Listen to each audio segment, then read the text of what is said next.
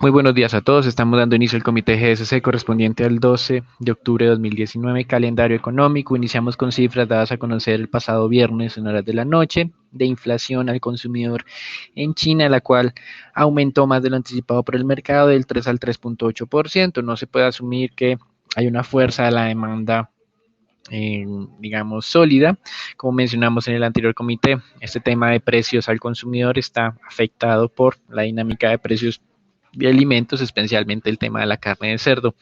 Así que el mayor preocupación genera en este momento la entrada en un mayor escenario deflacionario de la inflación al productor, un menos 1.6%, el indicador más bajo de los últimos 3-4 años para el caso chino, mostrando obviamente las presiones deflacionarias que hay sobre esta economía. Poco ayudó también en la publicación del día de ayer en la madrugada de los desembolsos crediticios. Si bien es cierto, durante los meses de octubre hay una contracción o una reducción estacional de los desembolsos crediticios. Esto ocurre en todos los años, lo hizo de una manera más fuerte de lo que el mercado había anticipado y por eso, digamos, genera un poquito de dudas acerca de la efectividad de la política monetaria para de alguna manera ayudar a compensar los efectos de la guerra comercial liderada por Estados Unidos en contra de China.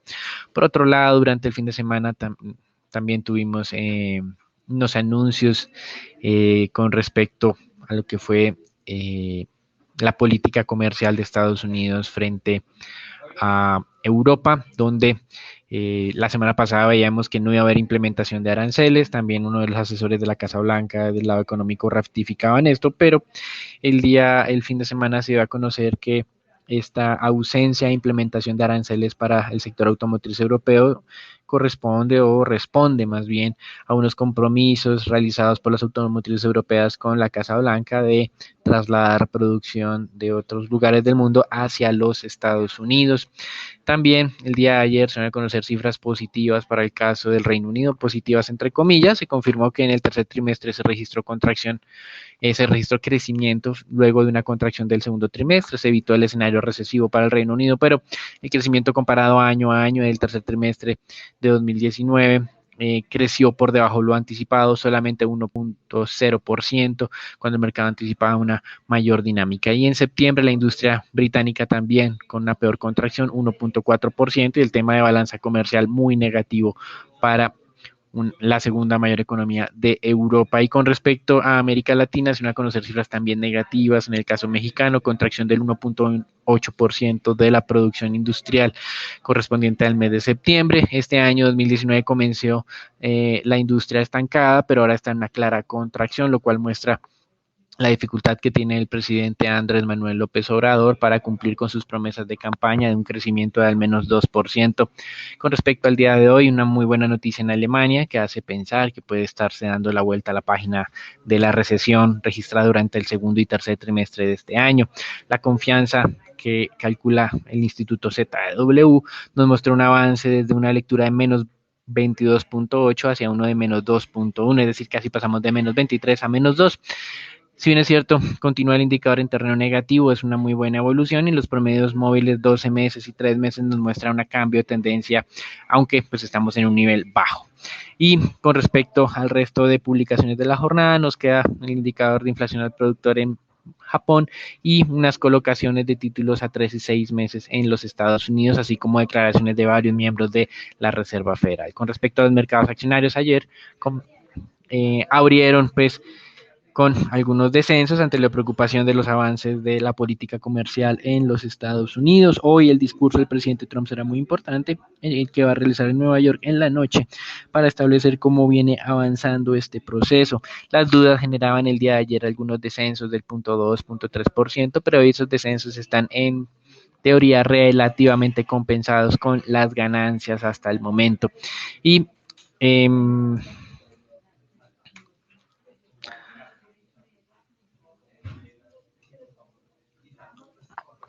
con respecto pues al tema del Standard Poor's 500, vemos que lo que había sido conocido, calificado como un nivel de techo, que eran los 3.000 3.030 puntos, 3.029, ahora lo tenemos como nivel de soporte.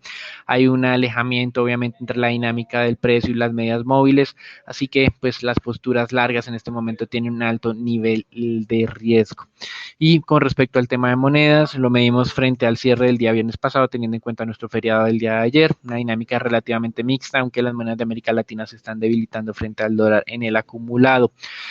Esto es así también y de manera más notoria para el peso colombiano el día de hoy. Con respecto pues al tema de la libra esterlina, la que más se ha fortalecido, 0.49%, eventualmente este tema del crecimiento del tercer trimestre está impactando positivamente y también las versiones de que el Partido Conservador y la línea del primer ministro Boris Johnson estaría teniendo un buen registro durante la intención de voto con miras al 12 de diciembre de las elecciones anticipadas convocadas por parte del gobierno. Y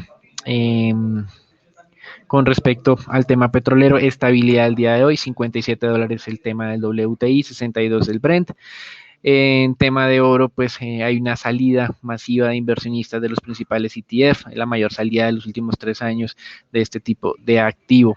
En el tema petrolero, varias importantes firmas de inversión están haciendo las actualizaciones de los pronósticos. Para el caso de Morgan Stanley, reitera su advertencia de tendencia hacia la baja esperada a futuro si la OPEP falla en anunciar un recorte adicional de su producción.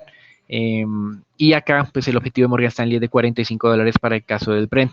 Tenemos al Citigroup y al BNP con un nivel de precios que va en el rango bajo o en la parte baja del rango que va de 50 a $55, es decir, no muy buena expectativa hacia futuro para el mercado petrolero. Se reactivó el transporte a través del oleoducto Keystone en los Estados Unidos luego de esos problemas que registró de carácter operativo con una pérdida de unos 9.200 barriles aproximada, que es la mayor pérdida de la historia reciente, generando algunas dudas porque en la última década han tenido 4 digamos, problemas de esta índole. Y finalmente, durante el fin de semana, Aramco publicó el prospecto de emisión de acciones de la compañía que se estará efectuando entre el 17 de noviembre y el 4 de diciembre. El 17 de noviembre vamos a conocer el rango de precios a través de los cuales pueden ofertar los interesados.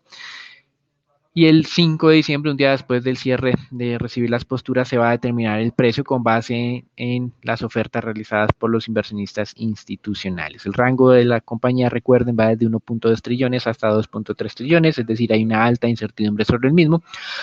Y como mencionábamos previamente, esa dinámica de precios de petróleo esperada hacia el futuro, pues hace que uno no esté demasiado interesado, o por lo menos muy afanado en participar en el IPO de la mayor compañía petrolera del mundo y eventualmente la mayor compañía de cualquier tipo de industria en el mundo como tal. De manera muy oportuna, el rival geopolítico de Arabia Saudita anunció que había encontrado un mega super yacimiento con 53 mil millones de barriles en reservas potenciales, lo cual pues obviamente demuestra el interés que tiene Irán de que Arabia Saudita no tenga un debut exitoso de la acción de la petrolera estatal. Y en mercado de bonos estamos registrando el día de hoy estabilidad en las tasas de tesoros a 10 años, muy cerca del 1,94%. La semana pasada estábamos mostrando la dinámica de las tasas de negociación de la deuda pública en los Estados Unidos con un eventual posible cambio de tendencia y objetivo siguiente del 2% en tasas a 10 años. Con respecto al día de ayer, recuerden, ayer operó el mercado accionario, pero no el mercado de bonos, por eso pues estamos viendo hoy las mismas tasas de negociación del día viernes pasado en este momento.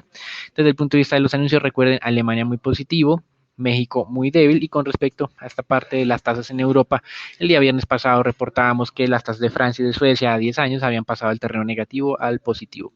En resumen, el día de hoy, leves valorizaciones, fortalecimiento en mercados accionarios, fortalecimiento del dólar, estabilidad del mercado petrolero con augurios de posibles descensos y mercado de renta fija muy sólido hacia el alza en términos de tasas de descuento. Eso es todo por ahora, los dejamos con Daniela, Raúl y Jair Alonso para la información colombiana.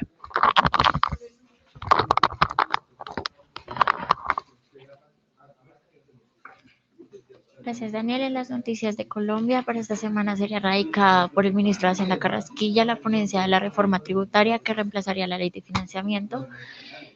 El ministro señaló que se está revisando si es necesario apostarle alguna modificación, pero el IVA no haría parte de estas discusiones. Los congresistas, por su parte, ya han pedido cambios en temas de normalización tributaria, impuesto de renta y al patrimonio, entre otros.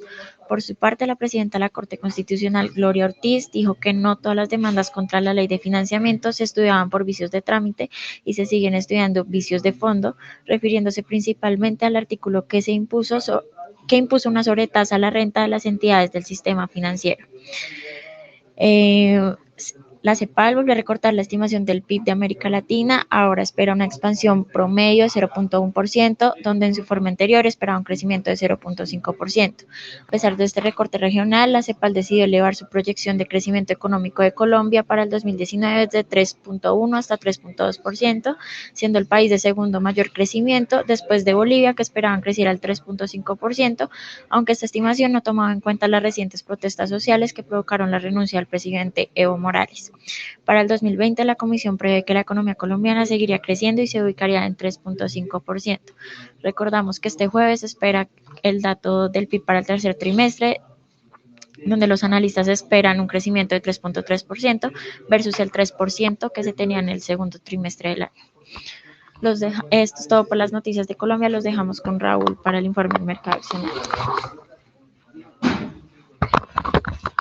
Daniel, el Colca perdió valor en la jornada del día viernes, afectada principalmente por flujos de venta por la salida de Cementos Argos y Grupo Sura del avance del índice MSCI y también por un menor optimismo por el lado comercial ante las tensiones entre Estados Unidos y China. Se negociaron 304 mil millones de pesos. La acción más negociada fue Cementos Argos con 70.000 millones. Esperamos el día de hoy que el Colca podría mostrar leves recuperaciones. Por las recomendaciones, la estrategia de Cementos Argos y preferencia al Grupo Sura se ubicaron en nuestras zonas stop loss. En caso de que estas no recuperen el día de hoy, cerraríamos como tal de posición sobre especies. Mantenemos nuestra perspectiva positiva, ya que estas desvalorizaciones son puntualmente por la salida del índice MSCI. A su vez, Celsia ganó valor ante resultados positivos. Desde el punto de vista técnico, tenemos la acción de preferencia del Grupo Sura, la cual registra un nuevo mínimo histórico en la jornada del día viernes. Se valorizó un 7%, afectado principalmente por esa confirmación de salida del índice MSCI. Cabe recordar que la salida oficial se confirmaría el 26 de noviembre y pues se podrían observar desvalorizaciones adicionales. Sin embargo, consideramos que son niveles y oportunidades de compra, ya que desde el punto de vista fundamental la especie estaría descontada cerca de un 30% contra el valor de su portafolio. Finalmente tenemos la acción de Celsia, la cual la jornada del día de ayer ganó valor. Consideramos que Celsia gana favoritismo en el mercado, principalmente con una rentabilidad del dividendo esperado superior al 4%, resultados y una consolidación de su negocio un poco más clara posterior a las nuevas transacciones, y también en la compañía del sector utilities más descontada del mercado. Eso fue todo el punto de accionario y los dejamos con dólar con Daniel. El dólar, el peso colombiano, replica el debilitamiento de las monedas de América Latina, que al corrido del día martes estaban perdiendo el 0.5% frente al cierre del día viernes. Sin embargo, para el caso del peso colombiano y debido a ese alto nivel de déficit de la cuenta corriente, la sensibilidad es mayor y por eso comenzamos esta semana con una pérdida del doble de lo que pasaba en América Latina, es decir, pierde el peso colombiano cerca del 1%, 3.373 pesos por dólar en este momento en las cotizaciones. Viernes pasado, negociación un poco inferior a los 1.000 millones de dólares, un poco por debajo del acostumbrado, cerca de un 20% menos. Y el día de hoy, pues, existe una alta expectativa de que se mantenga la tendencia alcista para el caso del dólar. Muy importante el discurso de esta noche del presidente Trump, en caso de que mencione dificultades en este proceso de negociación con los chinos, más allá de los avances positivos que habían registrado durante las últimas semanas, podría abrir la puerta para que el dólar en Colombia continúe su ascenso hacia niveles de los 3.400 o 3.398, como nos sugiere la banda alta de este indicador técnico. Eso es todo por ahora. Los dejamos con Daniel Jairo Alonso con la información del mercado de renta fija local.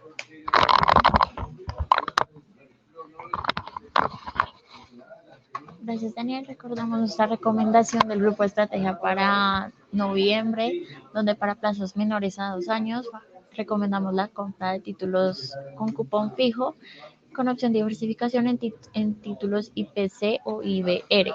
Y para plazos entre 2 y 5 años también favorecemos títulos con cupón fijo con opción de diversificación en títulos IPC. Por el lado de las tasas de negociación, seguimos viendo desvalorizaciones mensuales tanto en títulos de deuda corporativa como en deuda pública, donde los títulos que más se han desvalorizado son los títulos Iberia a plazos de un año con 18 puntos básicos.